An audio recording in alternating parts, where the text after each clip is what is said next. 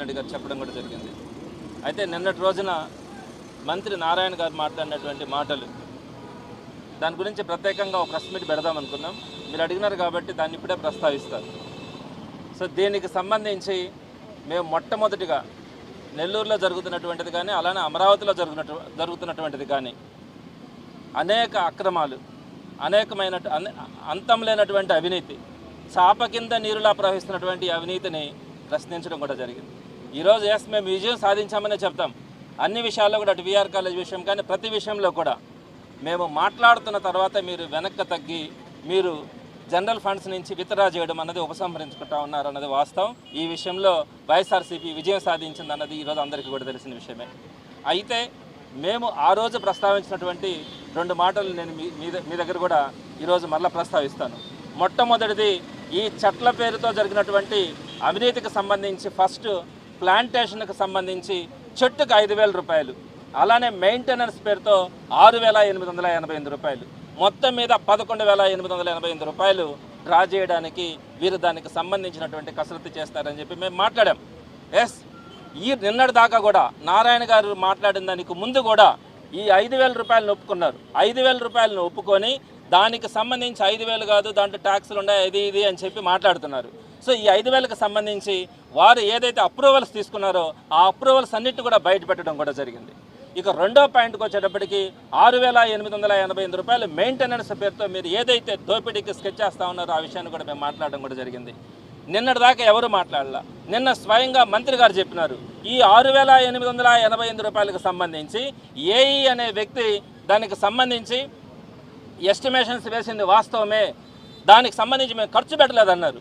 మీరు ఖర్చు పెట్టినారని కాదు, ఏఈ ఎస్టిమేషన్స్ చేసి దానికి సంబంధించి ప్రాసెస్ అంతా చేసి ఆయన వాట్సాప్ గ్రూప్స్లో కూడా పెట్టిన విషయం మీ మనస్సాక్షికి కూడా తెలుసు.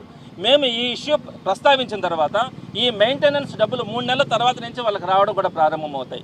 ఈరోజు మేము దాన్ని ఖర్చు పెట్టాలనుకోలేదు, బటన్ అవుతుంది అంటున్నారు. నేను ఒకటి చెప్తా ఉన్నా, మంత్రి గారు ఆదేశాలు లేకుండా, రాజకీయ నాయకుల ప్రోద్బలం లేకుండా ఏఈ గారు ఎస్టిమేషన్స్ వేసి ఈ విధంగా ఖర్చు అవుతుందని చెప్పి ఆయన రిలీజ్ చేసినటువంటి పరిస్థితి ఎక్కడా కూడా ఉండదు. ఏం అవసరం అండి? ఏఈ గారికి ఏం అవసరం ఉంటుంది? ఏఈ గారికి ఏమన్నా వాళ్ళు ఏమన్నా మిత్రులు ఆయనకున్న సొంత డబ్బులు వస్తాయా? ఆయన ఎందుకు పెడతారు? 6,888 రూపాయలు మెయింటెనెన్స్కి ఇవ్వాలి ఒక్కొక్క చెట్టుకు అని చెప్పి ఆయన ఎస్టిమేట్స్ వేసింది వాస్తవం అని చెప్పి నిన్న మంత్రి గారు చెప్పినారు కదా. ఎందుకు ఏ విధంగా ఏఈ గారు మీరు చెప్పకుండా, మీ డైరెక్షన్స్ లేకుండా వారా ఏ విధంగా ఇస్తారన్నది మీరు ఒక్కసారి ఆలోచించుకోవాలా. మీరందరూ కూడా ఆలోచించండి. ఏఈ అనే అధికారికి కానీ, లేదా డిఈకి కానీ, ఎస్సీకి కానీ అక్కడ ఏం ప్రాసెస్ జరిగింది, ఎంతమంది సంతకాలు పెట్టారో వీటన్నిటిని నేను చెప్పబల్లే మీ మనసాక్షికి మీకు తెలుసు. దాన్ని మేము బయటపెట్టిన తర్వాత ఈరోజు మేము జనరల్ ఫండ్స్ నుంచి వాడుకోవాలని అనుకోలేదు, మేము వాడలేదు అంటున్నారు. మెయింటెనెన్స్ డబ్బులు 3 నెలల తర్వాత రావాల్సిన దాన్ని ఈరోజు దానికి సంబంధించి కోట్లాది రూపాయలని మేము సేవ్ చేసినటువంటి విషయాన్ని ఈరోజు ప్రజలందరూ కూడా గమనించినారు. అయితే ఇంకొక విషయం కూడా చెప్తా ఉన్నా, నారాయణ గారు సుమారుగా 30-40 సంవత్సరాల నుంచి తెలుగుదేశం పార్టీలో కార్యకర్తల నాయకులు చాలామంది ఉన్నారు, చాలా కష్టపడతా కూడా ఉన్నారు. అయితే మీరు దేనికి సంబంధించి అయినా కూడా మీరు ఎవరి దగ్గర ప్రెస్ మీట్లు పెట్టి చిదిటిస్తూ ఉన్నారు మీరు ఒకసారి ఆలోచించుకోండి. అదేవిధంగా ఇంకొకటి కూడా, నిన్న సీమరాజా అంట ఆయన్ని నెల్లూరుకు తీసుకొని వచ్చి ఆయన దగ్గర వీడియోలు చేయించారు. ఒక చెట్టు దగ్గరికి తీసుకెళ్ళి ఈ చెట్టు ఎండిపోయింది వాస్తవమే, మళ్ళా మొలకలు పెట్టుకొని వస్తుంది అని చెప్పి సీమరాజాన్ని తీసుకొని వచ్చి ఈరోజు మీరు వీడియోలు పెట్టించుకుంటా ఉన్నారంటే, మా మీద వ్యతిరేకంగా పెట్టించుకుంటా ఉన్నారంటే మీరు ఒక్కసారి ఆలోచించండి నారాయణ గారు, ఒక్కసారి ఆలోచించండి. మీరు పొలిటికల్ పార్టీ రన్ చేస్తూ ఉన్నారా, ప్రజాస్వామ్యంలో ఉన్నారా? ఈ పెయిడ్ ఆర్టిస్టులను తీసుకొని వచ్చి వాళ్ళకి లక్షల రూపాయలు డబ్బులు చెల్లించి వాళ్ళని తీసుకొచ్చి నెల్లూరు నగరంలో ఏదో ఒక ప్రాంతంలో ఒక చెట్టును చూపించి ఈ చెట్టు సంగతి ఇది అని చెప్పి మీరు చెప్పించుకుంటా ఉన్నారంటే మీ తెలుగుదేశం పార్టీ కార్యకర్తల నాయకుల మీద మీకు నమ్మకం లేదా? మీరు చెప్తే నమ్మతారనే నమ్మకం లేదా?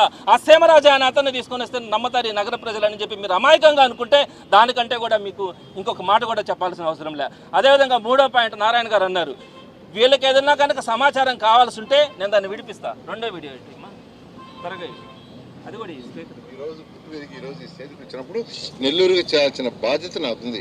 అసలు చెట్టుని అంత పెద్ద ఇష్యూ చేస్తారు. అసలు నిజంగా చెట్లని వాళ్ళకి ఎస్టిమేషన్ వేశారు.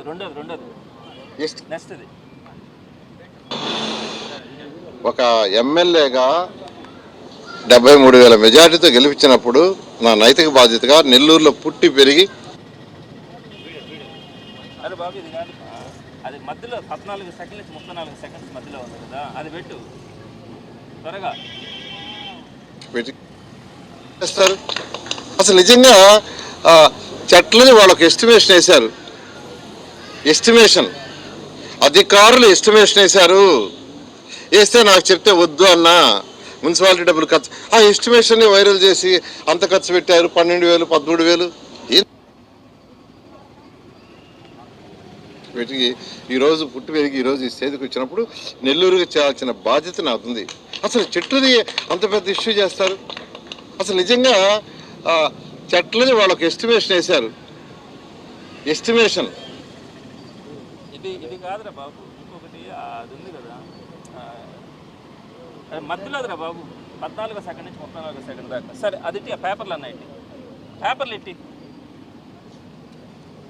తర్వాత నారాయణ గారు ఇంకొక మాట చెప్పారు. ఏమని చెప్పారంటే, వీళ్ళకి కనుక సమాచారం కావాలంటే మున్సిపల్ అదే ఆ వీడియో సరిగ్గా రాలే, మున్సిపల్ కమిషనర్ని అడగండి, మున్సిపల్ కమిషనర్ గారిని అడిగితే మీకు సమాచారం ఇమీడియట్గా ఇస్తారు అంటే పక్కన కమిషనర్ గారు నవ్వుకుంటా ఉన్నారు.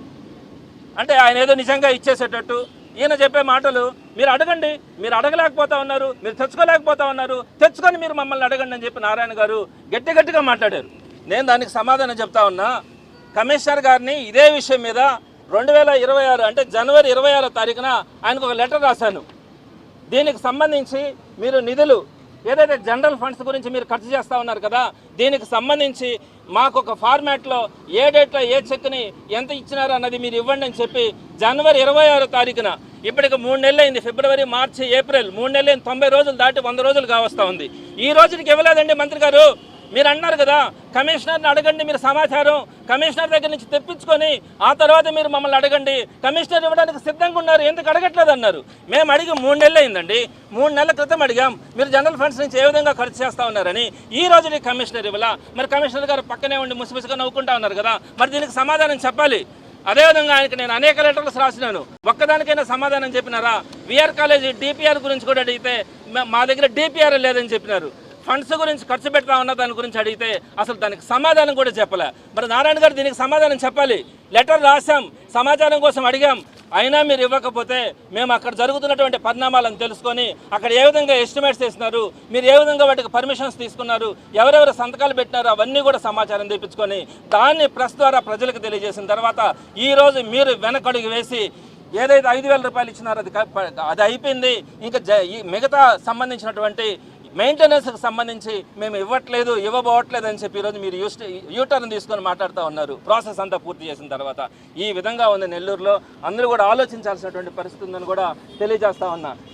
మేము ఇదొక్కటే కాదు, దీని కింద చాప కింద నీరులాగా జరుగుతున్నటువంటి అనేక అక్రమాలు కూడా మీ ముందుకు తీసుకురావడం కూడా జరుగుతుందని తెలియజేస్తా ఉన్నాను. అది కార్తీక్ అంత సేవ్